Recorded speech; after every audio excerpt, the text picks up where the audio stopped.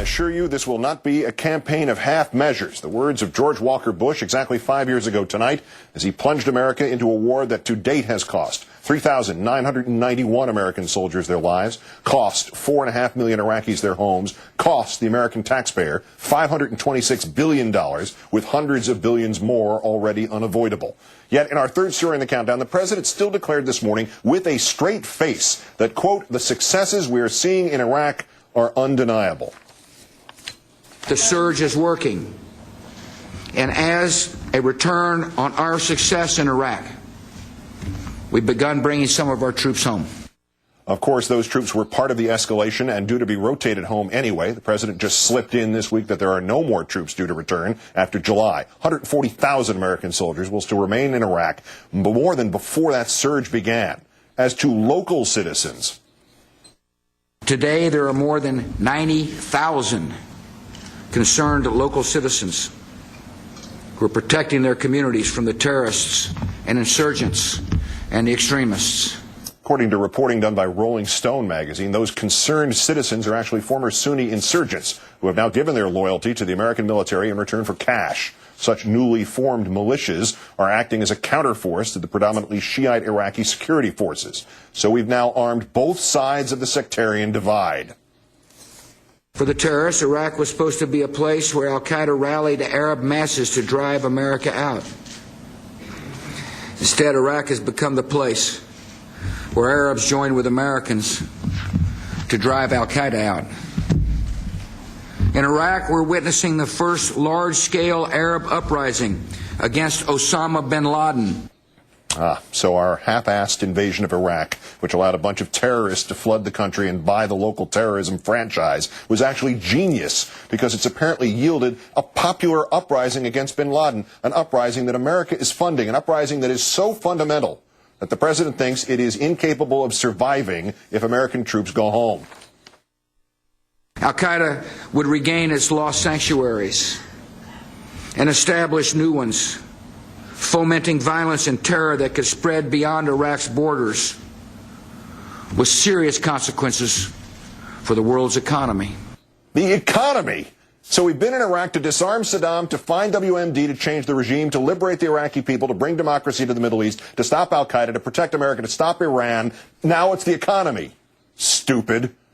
Finally, if you were in any doubt as to the administration's opinion of the war and of your opinion about it, witness the vice president's interview with ABC's Martha Raddatz.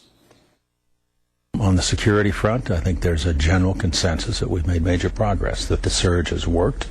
That's been a major success. 2/3 of Americans say it's not worth fighting. So you don't care what the American people think? No, I think you cannot be blown off course by the fluctuations in the public opinion polls.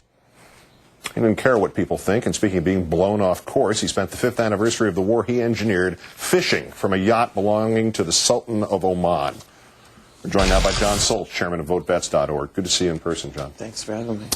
What's worse here, the vice president's indifference or the president's ongoing delusion and effort to sell the war as a success of any kind? I have to tell you, I think they're both equally horrible statements. When it comes to the president trying to sell the war, I mean, make no mistake, 5 years ago when we were sitting in the Kuwaiti desert, we were going into Iraq for weapons of mass destruction. Mm-hmm. I was for it. I believed it. I wanted to go. I was happy to be there. And it was a hard thing. You know, you come home and you find out that's not true. And, you know, I think back to one instance I had when I talked to one of my guys. He was blown up. And they had taken bones out of his ribs to reconstruct his arm. And I think it was the only time in my life I really cried in front of a soldier. And I asked myself a simple question. When I said it to him, I said, I hope that this is worth it. And to see him today continually try to sell a war when he has a policy of retreat against Osama bin Laden, it's hard for me. When I hear the vice president talk about, well, the military overall feels just like the American public in regards to the percentage of us that don't support this policy in Iraq.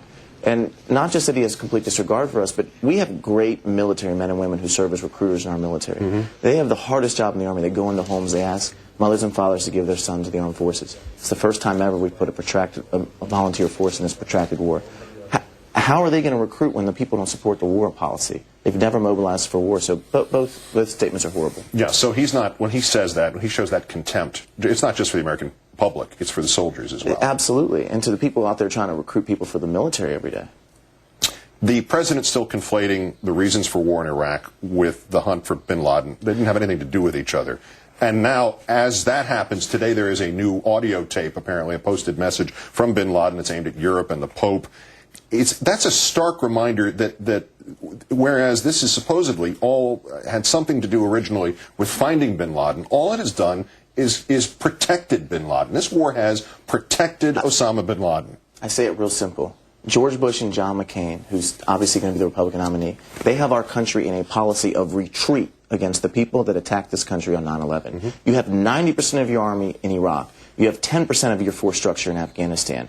Iraq had nothing to do with 9/11. It is a policy of retreat. And my question, is these bin Laden videos, I mean, it's sickening that he's out there, but this is actually a benefit for the opposition party in this country. This is a benefit for the Democrats. The fact that bin Laden is on the loose, I mean, that proves that this war in Iraq has been a complete disaster. Here we are 5 years later, and the man's on the loose. What do you think that one of those last quotes from Bush that we played, Al-Qaeda would regain its lost sanctuaries, establish new ones, fomenting violence and terror that could spread beyond Iraq's borders, with serious consequences to the world's economy.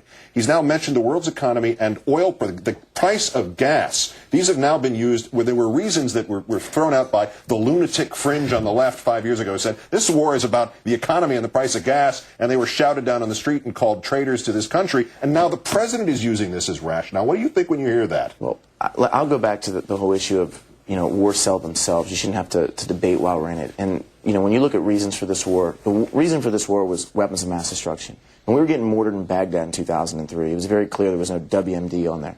There's been no reason since. He's just had excuses for the last 5 years to keep us into this mess. The only reason that we have in Iraq right now is a political strategy and a political reason for the president to not have to admit that he made a huge mistake in Iraq. Jon Soltz, chairman of VoteVets.org. As always, we say it the same way. Thanks for your time and thanks for your service. Thanks for having me. All right, Jon.